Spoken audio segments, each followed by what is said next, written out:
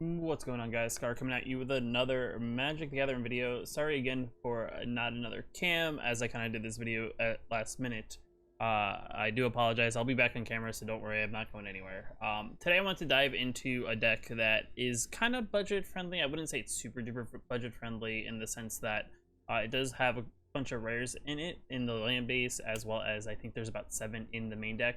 But you can kind of play around with it and make it more budget friendly if you want to. But this deck is a Dimir mill deck. It's kind of uses the combo with Teferi's Tutelage plus Spear into the Abyss, just to kind of have some fun with that mill combo where you kind of draw half your deck and then your opponent pretty much then draws double the cards that you drew, or mills double the cards you drew from the Teferi, from the Teferi's Tutelage if you haven't seen that card. It's kind of a fun card in a way, and I was messing around with the Temur version of the deck.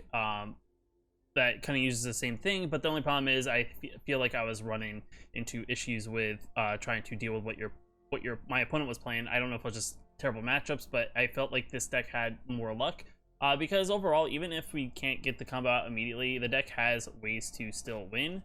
It's overall just a pretty straightforward, pretty straightforward mill deck in the sense that it's like a mill control.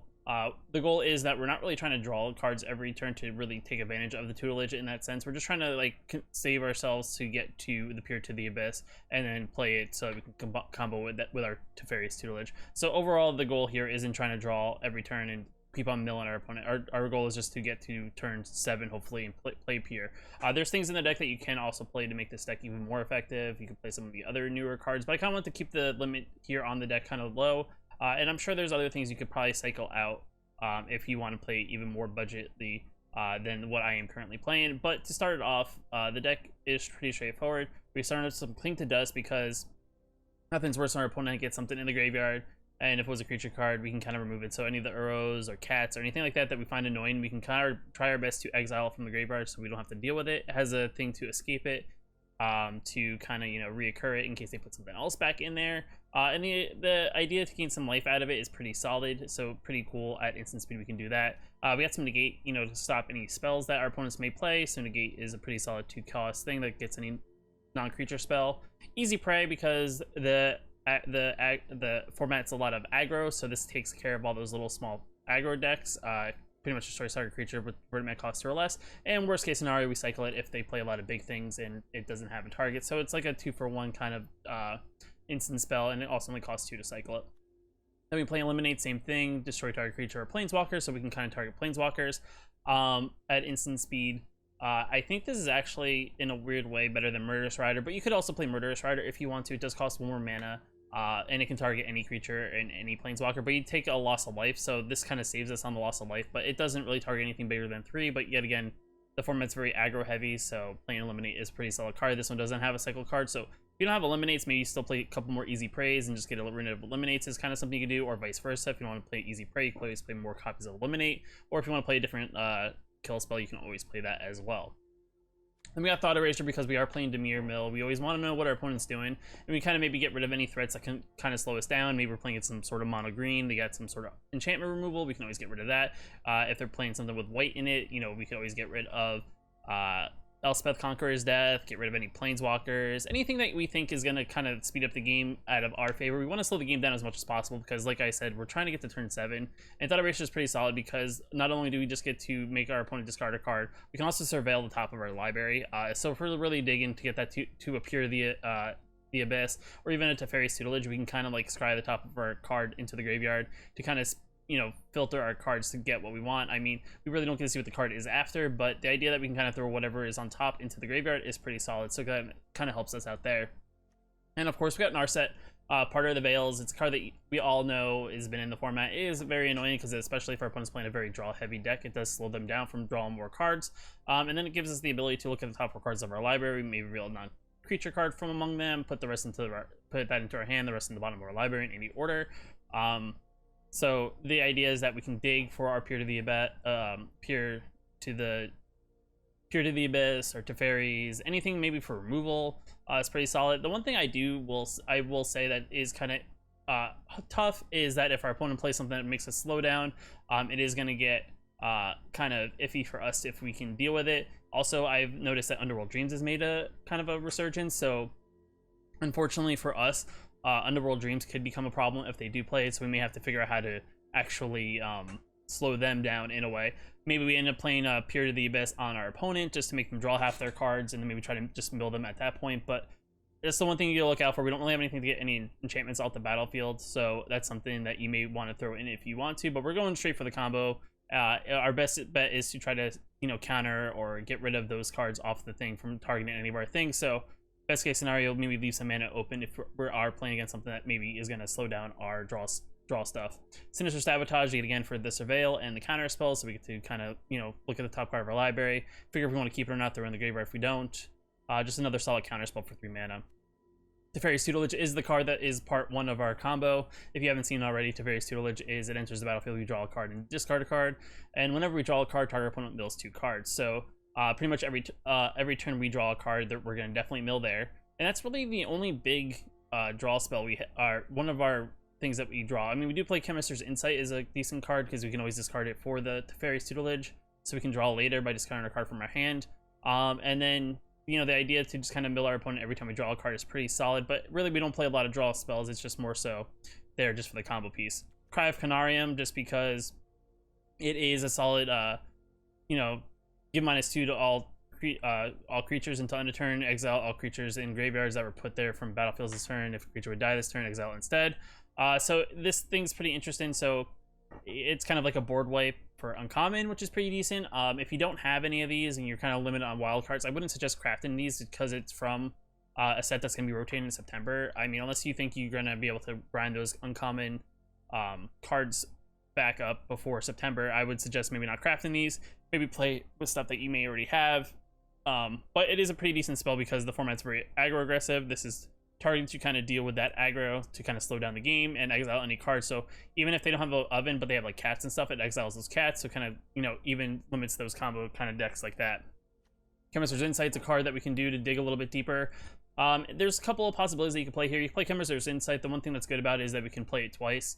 But you can also play, I think it's Into the Story, because once our opponent's graveyard starts getting pretty big, you can also, you know, you can also then exile it that way. You're not exile that way. You can also draw 4, I think it's like 4 cards for like 4 mana as well, but you only play it once, so it's one of those two things. It's like, do you either want to play this at instant speed or do you want to play Into the Story? I think it's sorcery speed, but have to wait until your opponent gets a certain amount of cards in their graveyard. I would say either or is good. This is yet again another card that's for more, is that War of the, no, not War of the Spark. It's one of the sets that are rotating, but it's also a card if you don't already have it. There's other options that you could play that you may already have if you're started just recently. But this is a good card just because of the jumpstart ability. Then we got Extinction Event, which is a card from Ikoria. It pretty much, we get to choose odd or even, exile each creature with a permanent cost of the chosen value. Tokens count as 0, so that's even.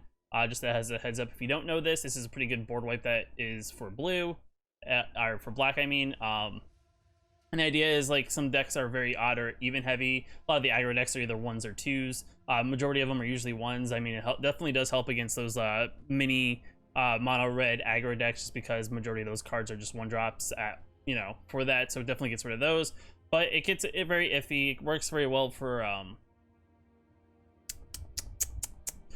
darn it, I completely forgot his name, but you know, he's the red annoying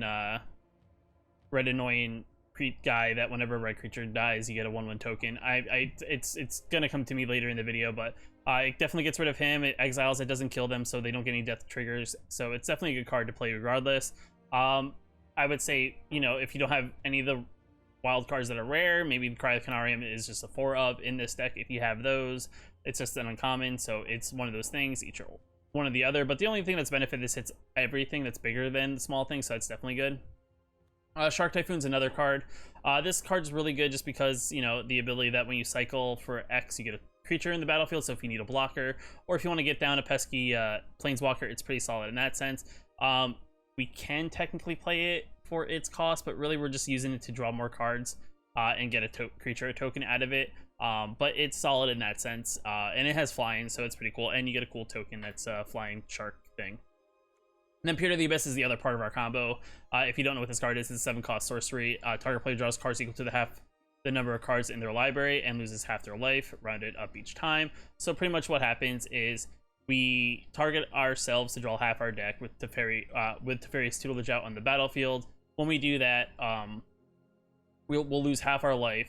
We'll draw half our library. So if we have 40 cards in our library when we get this, we'll draw 20 cards, and then Teferi's Tutelage will take trigger, which then makes our opponent mill 40 cards because it just doubles the amount of they mill 2 times every time we draw a single card. So pretty much by that point we're both even, especially if they're playing a more aggressive like draw deck. They're pretty much going to be roughly lower than 40 cards maybe by the time we get this out, if not lower. And then pretty much they're milled, and then they lose the game when they go to draw on their next turn. Definitely a cool combo in that sense. Is it kind of clunky? Yes, if we're playing against a very control heavy deck, we got to kind of play around possible counters. Maybe leave a counter up to counter their counter, unless they played veto, which is something that we got to look out for. So if we're playing blue-white, we got to watch out for vetoes. But maybe if we're playing against a more control deck, maybe we leave mana open to possibly counter a counter that's going to counter our counter. I said the word counter way too many times. But that's the idea. And then we play the lands here, which is Castle of Ventress, in case we need a scry to look for answers.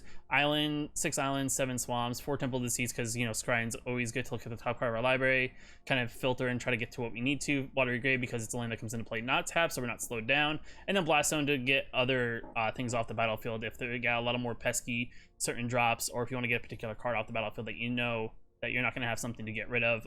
It's another solid card that you can definitely get rid of things that convert mana cost X. Just remember that if you choose like something like 3, it does target it takes everything at that cost, so even our stuff is not just our opponent's stuff, so it is going to take out everything of that converted mana cost. So just look out if you have a Teferi's Tutelage out and you play this, or even a Narset, it's gonna. So we're just gonna be diving into the just play queue just to see it is. I don't see how it does. I don't really know how good this deck is, just on the basis of it's okay, but it's a very combo. It's like a very like centric. It relies on 2 cards. So if we don't get those 2 cards, it's kind of tough for us to pull out a victory. Though I have seen it that that sometimes our opponents scoop just because we're controlling too much. So we're playing against an Amori deck, which is more than likely a mutate, which is something we gotta look out for. But an Extinction Event would be really, really good to just play, just to kind of get rid of stuff. Our opponent is on the play. We only have blue mana. Part of me wants to say we can risk it, but we don't really have any answers to get rid of their creatures they're gonna play, so I think we mulligan. This is better. Yeah, we have easy prey and stuff, so we definitely got stuff to remove stuff in case they play mutate, and we got counters. So I think I'm gonna actually, I kind of want everything, but I think let me get rid of the negate, because they're not playing. They're playing creatures, because of the Amori. That's like a one good tell. So that's why we're probably gonna get rid of that. I think we play the Temple to see because we want the mana open, just in case we need to destroy something. I'm gonna keep that because I would like another black mana untapped.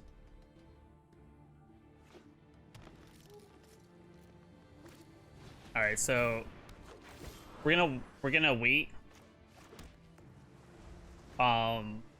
until they attack with it, because there's a good chance that they may tap it down for something. So if they do that, then we can actually easy prey it. That's fine.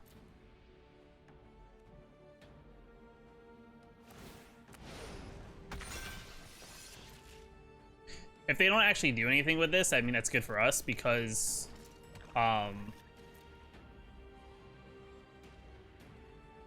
mean, the idea of leaving stuff like that open is good, because that means they can't do anything. I'm gonna just keep on passing, because now we got a counter or we got a kill spell, so either or we're pretty good.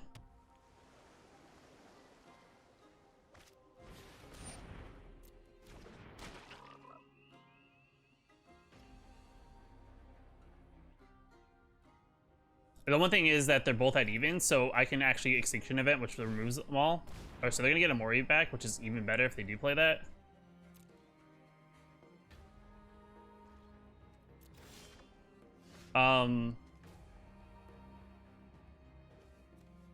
So I think what we do here is we actually play a land, kind of set ourselves up. I don't need another land, we're good on lands, so let's try to look for some other answers. I'm really curious as to here. I don't mind taking a little bit of damage, because if we kill their Amori, it's actually big, or we can even counter it. They're probably thinking that we just have like a counter spell in hand, so that's why they're playing around it. You have nothing in your graveyard, right? Yeah, that's fine.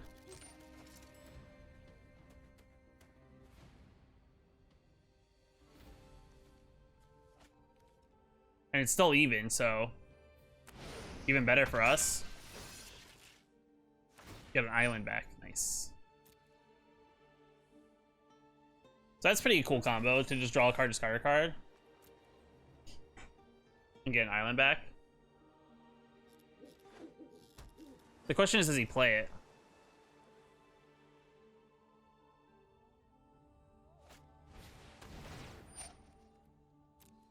That is the big question here. I don't mind taking damage, because, I mean, I'd rather him burn all of this, and then we just kind of wipe the board, and then be able to... Like, next turn we can wipe the board. Can we, though? That's fine. I don't play any creatures, really, so you getting that stuff back in your hand is not the biggest of deals.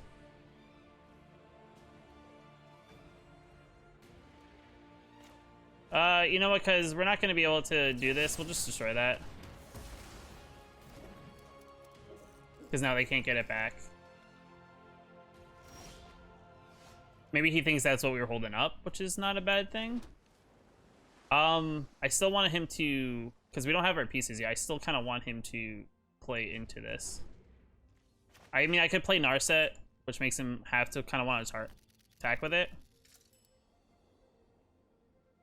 I'm not going to counter anything because I want him to play more. That's like the thing. I kind of want him to play more. If he plays this to mutate this, I may counter that. But I probably wants him to play the Amori because he has the lands to play both. So it's like, which one does he want to play first? That's fine.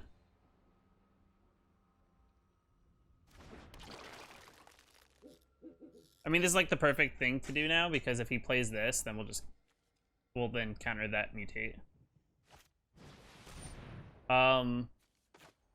Yeah, let's just counter that. If he puts it up on top, then it becomes odd, which we don't want in this situation.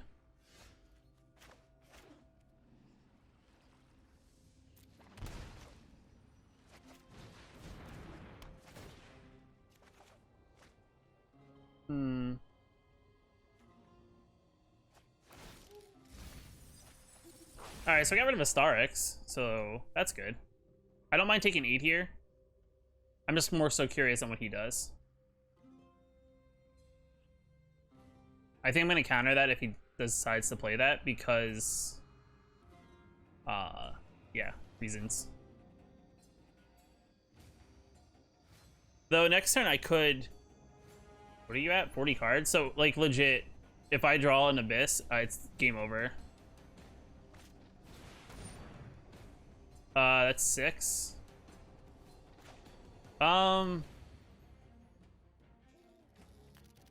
Yeah. We'll let it resolve.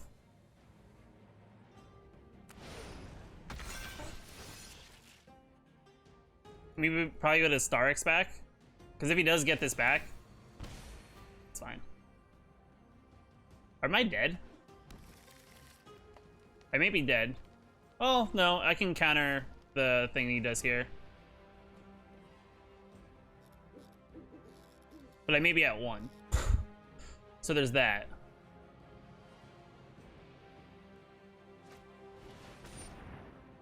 Yeah, we gotta counter that because we don't need that going off. Though if he has another,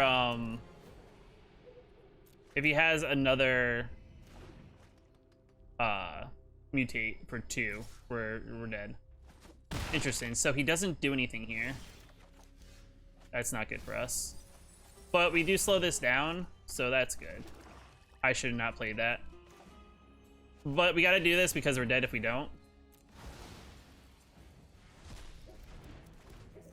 Wait, what? Is that not even anymore? It's 5. I should have countered it. I thought it was 6. I can't math.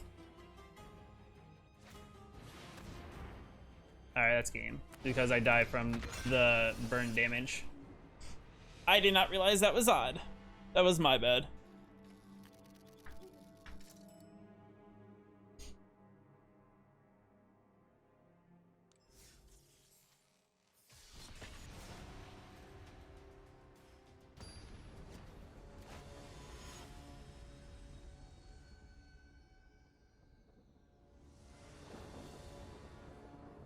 Alright, we're on the play here, so this is good. I think we have some decent stuff. We have part of the combo.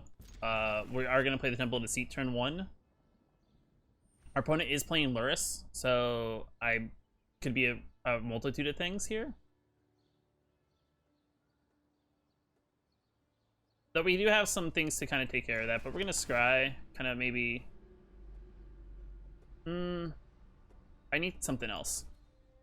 A part of me wants something else, like blue mana or blue mana, because, I mean, only one blue mana is not good. So Loris, Boris, Cycling. Got it.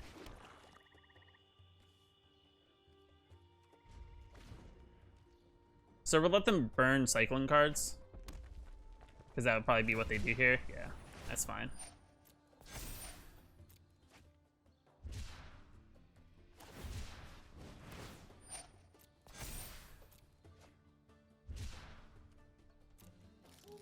Attack. Kill it. I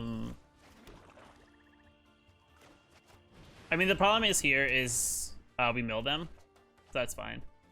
We'll get rid of that because we can get it back. Mill 2 cards. We kind of power up their graveyard with cycling cards. Part of me wants to play like Crypt or something, like a couple of in the main deck, just to kind of eliminate graveyards, because you get like an Amori or something, it's not good for us. All right, I'll take one. All right, so we got the combo here. Part of me wants to maybe Thought Erasure. We'll get rid of 2 cards here. If they have another like follow-up, we'll get rid of the Zenith Flare. Shark Typhoon's fine. Though it's not a land. I need land.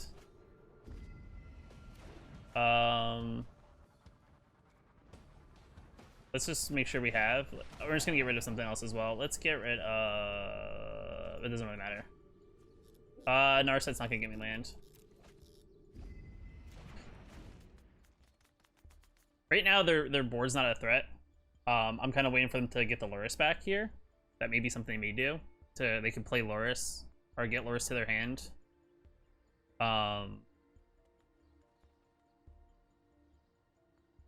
So there's that.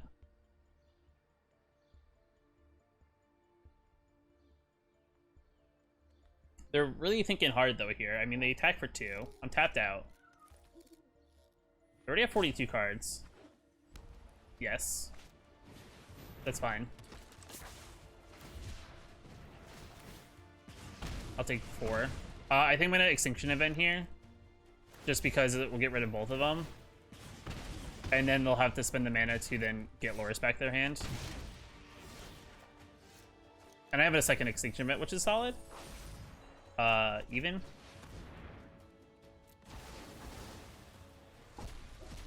So now they can only get back boxes. And the cool part here is that they'll have to play Loris, which is odd. Alright, they got a healer.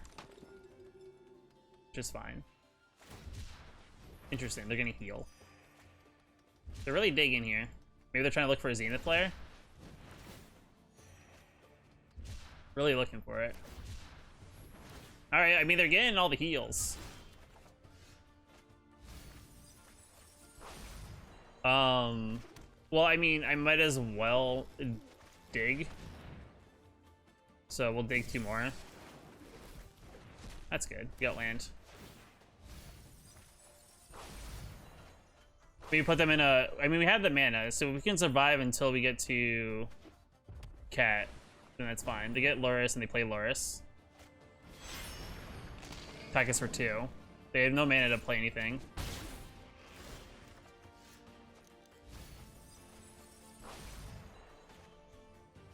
Maybe play a Teferi's Tutelage just to kind of see what we draw. And also mill them a little bit. No, we're not gonna mill Thought Erasure, but we're gonna mill them twice. And they're at... We got rid of one of their Zenith Flares. That's solid. So the question is, do they have enough? They have 5 on board. They have land. We're at 6. Which is fine. They're down to 18 cards. And we have enough? Yeah.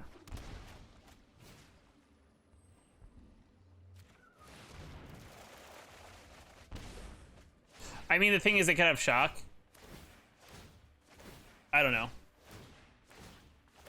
They could have a burn card. They could. I could cycle if they go for some multiple cyclones here in response. They could respond at any time. Instead, they're resolving all of it. This is gonna take a while because I've doubled to fairies.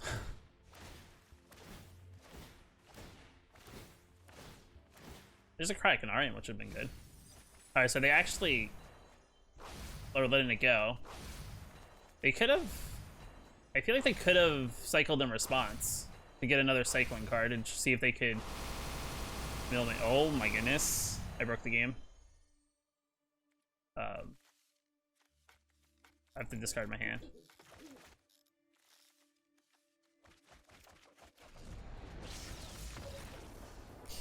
Alright, we lucked out there. Alright, opponent goes first. Our hand's a little slow a little bit just because of the tap land. I think I maybe just played turn 1 just to play it. But we have some things to dig. They're playing mono black, which I think is actually probably not the worst thing. I'm gonna keep Cryocanarium because I'm gonna assume they're playing like more of a mono black, like more aggro-ish. That's fine.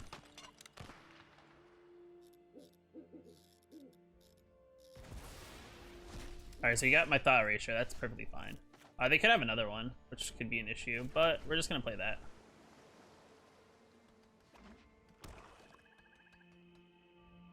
I wonder if they're playing more of like a hand hate type thing. They're gonna attack me for 1. That's fine.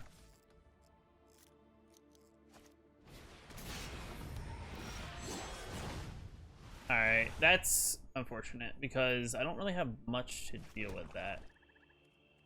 So I think what we do here, it's a 4 cost. I do have, no, Extinction Event would be the only thing I can think of. I think we do play Narset then. And try to look for something to take care of. Oh man. Alright, we'll keep this. It's fine. We're gonna get hit hard here. I mean, Extinction, they're gonna want to attack here though, so that's the thing. I mean, they may want to attack my face. I don't really know. But I would say taking Narset out is probably your priority. Yeah. So it gives me like at least a turn not to worry about Narset, like Narset taking damage here. If they get big on the board, that's not bad for us. Okay, that's Chonky Boy. All right, so, all right. What is the play here? Cry would take out this and that. Easy Prey takes out just that. I'm gonna get hit hard. Oh man, either way I'm getting hit hard, aren't I? Yeah, I guess Cryocanarium is the play here. So we'll get rid of those. Get my thought erasure back. We're gonna hit really hard. All right, they got dead weight. And just hope.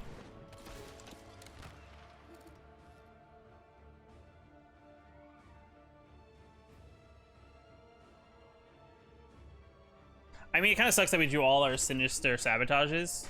I mean, that doesn't really help. I guess it doesn't help. I have nothing that's going to be able to deal with Spawn. They just do really, really well.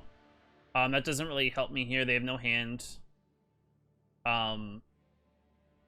Yeah, unfortunately, I don't have enough mana to deal with that. So that's GG's on that one. All right, we're on the play first. I like this hand. I am gonna, you know, bring the first line into play tapped. I have no turn 1, so we're gonna keep it. Tapped. We'll say hello because they're being very nice. They're also playing blue. Question is, do I want to? I want to take a gander. Good game. Good game.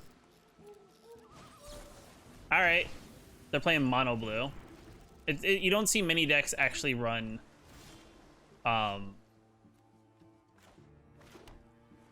Many decks run counters, but I mean, I'll make them play them all before I play anything. So, are they playing pile of counters? They are not. So I'm kind of curious as to what they're doing here. So they're gonna draw, which is actually solid for us.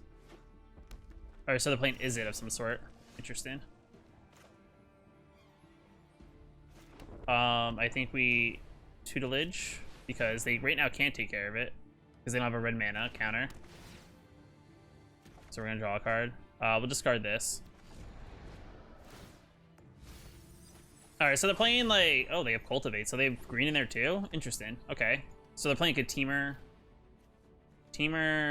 Cultivate, but we just got really, really lucky. All right, good game. I guess they didn't want to be a part of it. We're on the play. I mean, it's decent, but it's not great. But I think I'm gonna keep just because we got a temple to kind of scry. They also mulligan, so that's also positive for us. They're figuring out what they want to put on top, or they're gonna mulligan again. That's where we're at. Okay, so we're gonna play temple. We don't need that. Fortunately, we need lands. Lands would be good here. So we have 2 turns to find a land. So mono black. Well, I don't have a turn 2 play, so we're just gonna put that into play tapped. So once they go.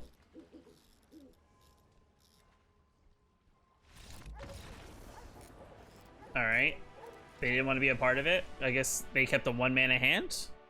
I'm not really sure what happened there, but all right, we're on the deep shuffling. Okay, sweet. Our opponent's going first. Of course, the game after the time I get to go first for once, you know, it's the game we get given up on in like the first turn. This hand's pretty solid. I mean, we have a Blast Zone, which doesn't really help our mana situation, but they did mulligan, so that's good for us. So us targeting their hand with like a thought erasure is gonna be very solid. And we have 2 comes into play taps. We have some good answers if they're playing very aggressive. We can see their hand on turn 2 and then go from there, figuring out what we want to do. So that's the thing. They're figuring out, I guess, okay, so they're down to 6. Blue. All right, so I think I know what they're doing. That's perfectly fine. They're playing, I think, the deck that runs the enchantment that turns your walls into creatures and attacks with and they do damage with their toughness. So we're gonna keep this. Because Narset's gonna be very good here. We have the double blue that we need. All right. Or they're just playing a very blue deck. 53 cards. Let's see if we can get this through. Let's take a look at their hand, if they're gonna allow us. Can target a spell or sorcery. Its controller pays. Nice. That's pretty cool. Card, I guess. Ooh. All right. Let's do this. If that's okay. All right. Yet again, let's get all the counters out of the way. Because, I mean, when it comes to time, we have the important cards to take care of things. All right, they didn't draw land. Got it. I'm just gonna skip then. Because I don't really have a play then. Because I can't do anything with the wall. They have a turtle. All right, it's a 2-mana turtle. Do they have the card to take care of this stuff? I may end a turn just destroy the turtle. I don't like it. They looked at me funny.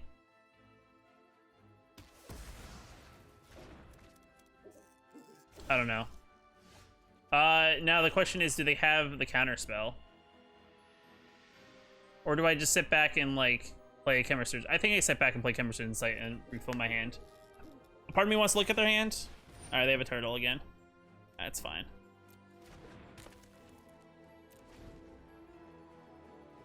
Right now 2 mana is looking like the mana. Oh, oops. That wasn't good. It's fine, we'll just skip again. I'm kind of underestimating them, aren't I? Chemist's Insight.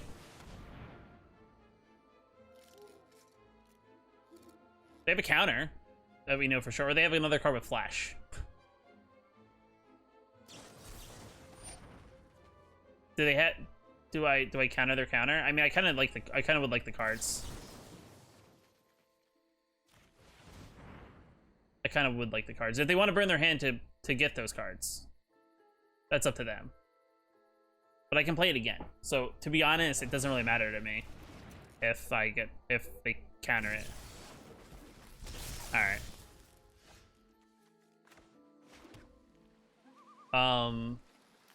Yeah. What's to the last card? They have another counter. That's the real question. Do they have the counter? Can I see your hand? I mean, if you counter, it's a counter, regardless of ever how this works out. It's either you got it or you don't got it. Yeah, it's fine. All right, I didn't need any of that stuff anyway. All right, we're gonna end a turn, end of their turn. All right, so we're gonna get hit for 5, I think, or is that 3?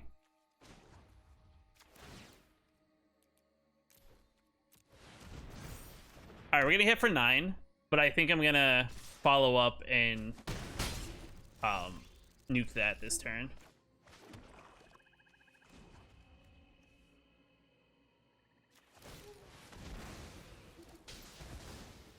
So they'll have to draw another one. So, I mean, I think that was a fair trade. I don't think I played a land that turn.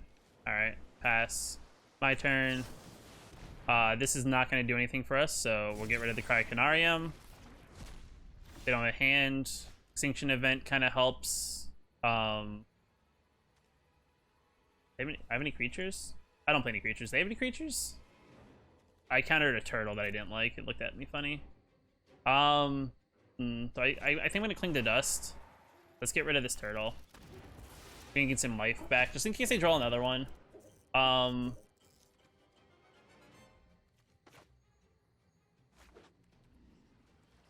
into that play tapped. I'm actually just going to look at their non-existent hand. I'm actually going to use it for this Avail. I don't need that, because I can always play it again.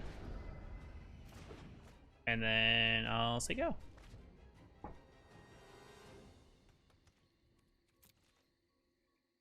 Do I have any more creatures?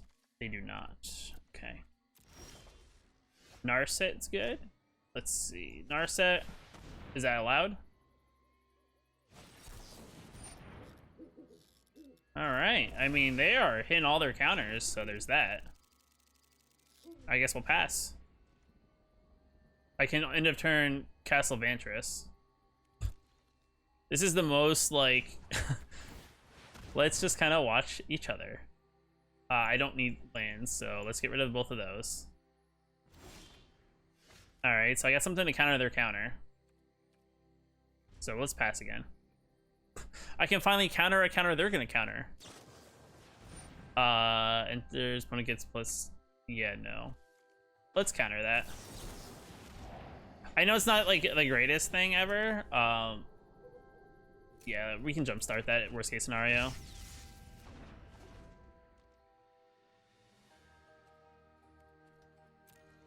I mean, I guess it doesn't really matter. I'm gonna scry first.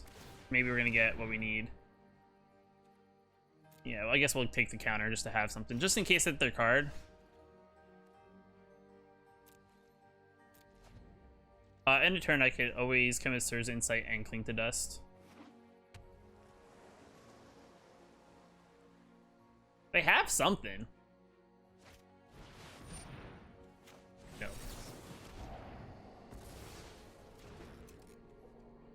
I don't need that.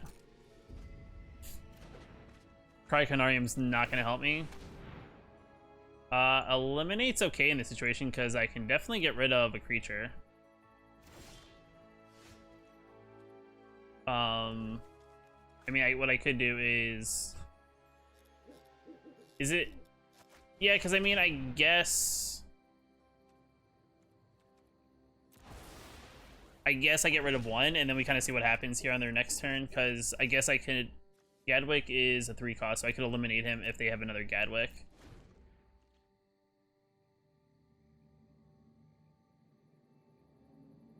What really sucks is I'm not drawing my cards. Can I do this? No, hold on. That was the wrong card. I didn't mean to. I want the Gadwick. Why are all the creatures at the bottom?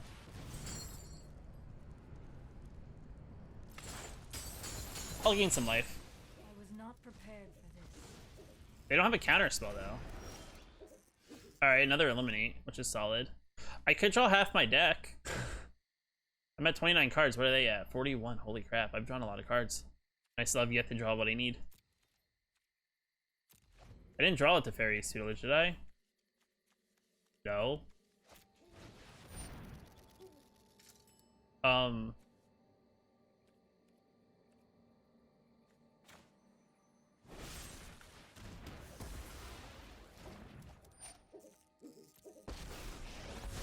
I guess I can eliminate a Teferi on.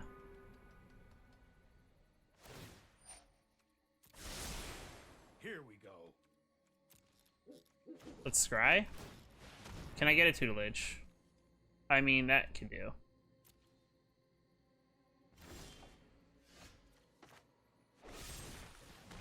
It's only a matter of time.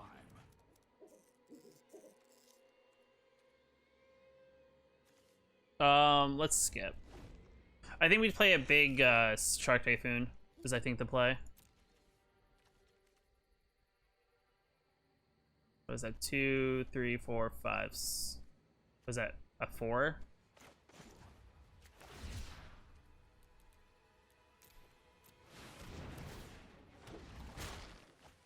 All right, sweet. Do I play anything?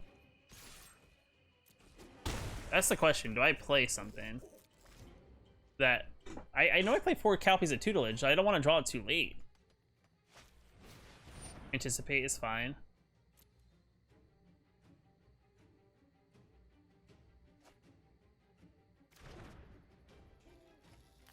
Is it the answer? That's the question. A land. Okay. We established they have lands. I think we Chemister's Insight here.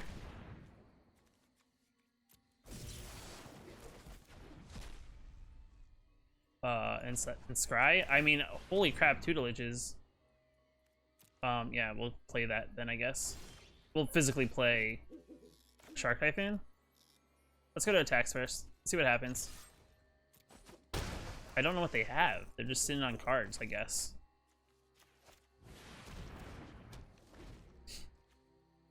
I mean, we get sharks if they counter. Good game.